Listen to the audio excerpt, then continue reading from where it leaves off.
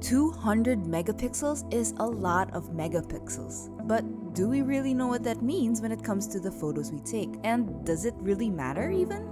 For most, I think it's more about finding a high-quality camera on a reasonably priced device, and that's what you could be getting with the Honor 95G and its 200 megapixel shooter. Hey guys, it's Vika, and you're with The Modern Creatures. Today's video is another camera-centric video, and it's with the Honor 95G.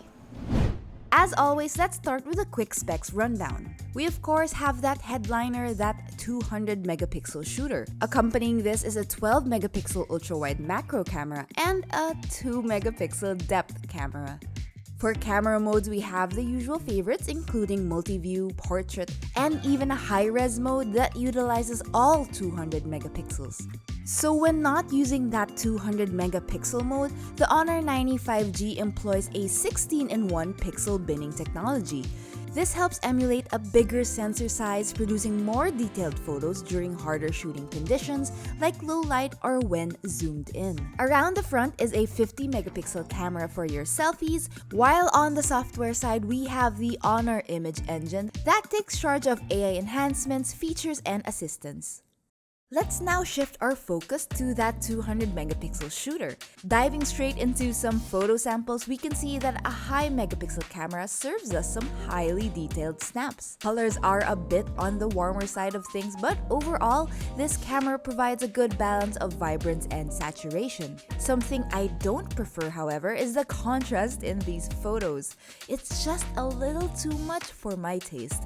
The software tends to crush the shadows, which is often done to make the image look sharper, but it can sometimes make it look over-processed instead. That is pretty subjective, and I found that turning off the AI does produce more subtle results, which I ended up preferring. Now, in wanting to see the effectiveness of that 200 megapixel camera, I also decided to compare these photos. Here's the magic of shooting in high-res mode. If we zoom in about 150%, we can see the difference between these two photos.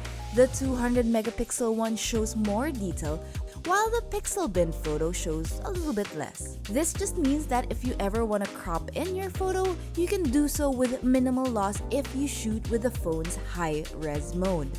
But you don't really have to worry about shooting in high-res mode all the time, since you still get really good captures with your basic photo mode thanks to the 16-in-1 pixel binning tech we talked about earlier.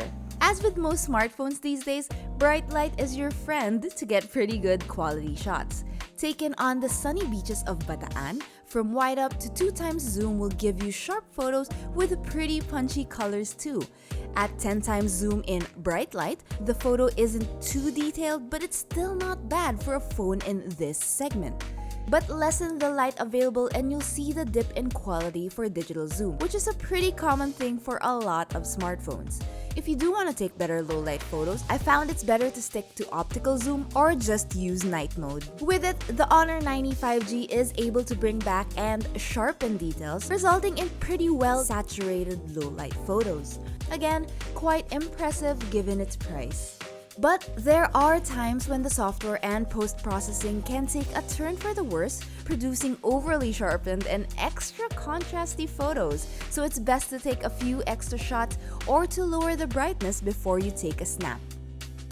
Honor also says that this phone is equipped with an enhanced portrait mode. Switch to it and you'll automatically default to 2x zoom, which provides better background blurring and separation. In these photos, you can see how much more natural the blurs and cutouts are when zoomed in. But again, I found this works best when the area is well lit. As a whole, and I think this is a general rule for all kinds of devices, the more you get to know your hardware and the more you get to know your software, the easier it is to manipulate and control to really get that shot you want.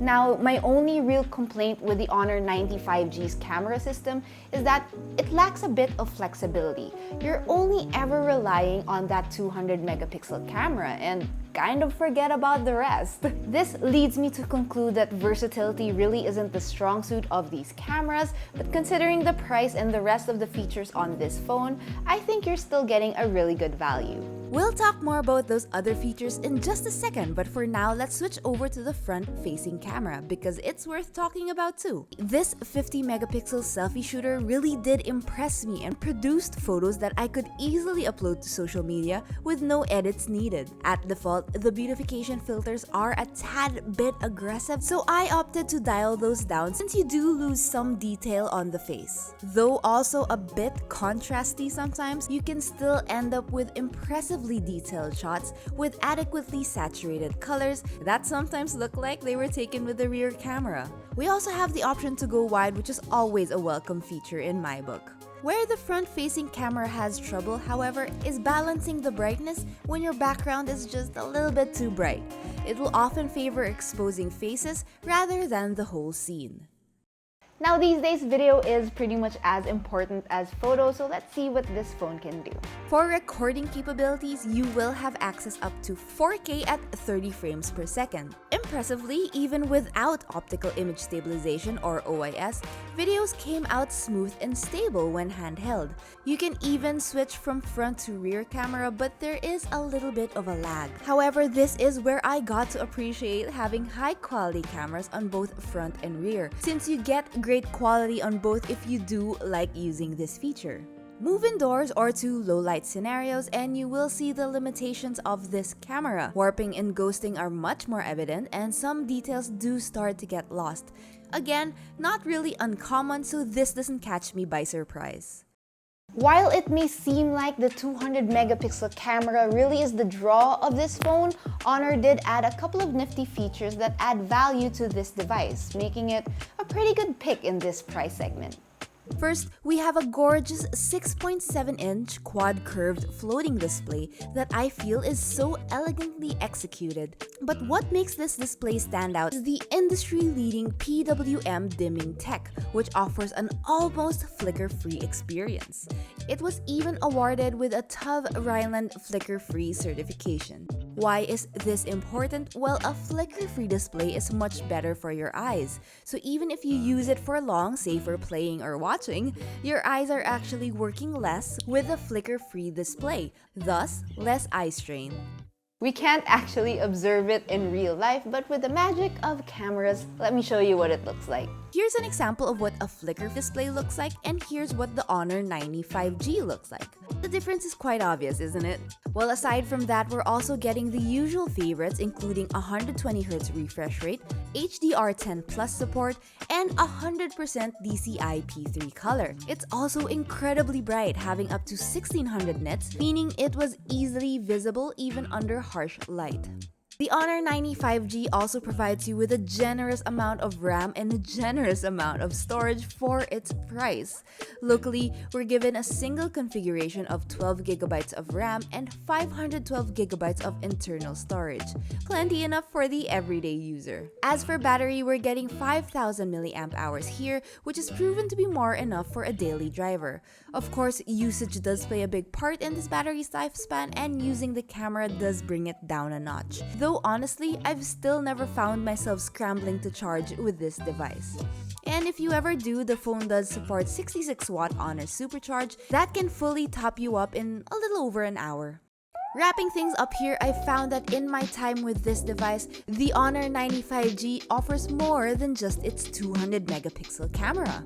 It's not going to be my immediate recommendation for more serious mobile photographers and videographers, since it does lack a tiny bit of versatility, especially with the rise of those telephoto lenses these days.